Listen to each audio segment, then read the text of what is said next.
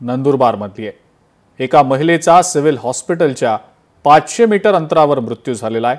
नंदुरबार जिल्ह्यातल्या शहादा शहरातली ही घटना आहे। उपचाराअभावी महिलेचा मृत्यू झालेला आहे।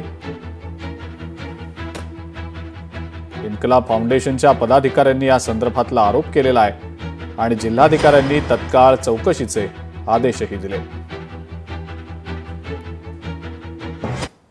मोयदा रस्त्याच्या हॉस्पिटलच्या सिव्हिल हॉस्पिटलच्या अगदी जवळ एक म्हातारी गेल्या 8 दिवसापासून पडून आहे। आमची टीम लगेच तिथं पोहोचली आणि जेव्हा आम्ही तिथं पोहोचलो तेव्हा त्या म्हातारीमध्ये जीव होता। आम्ही तिला पाणी वगैरेही पाजलं। त्या दरम्यान आम्ही सिव्हिल हॉस्पिटलच्या डॉक्टरांशी संपर्क केला। त्यांना 3-4 वेळा फोन केला, त्यांनी एकही फोन आमचा उचलला नाही।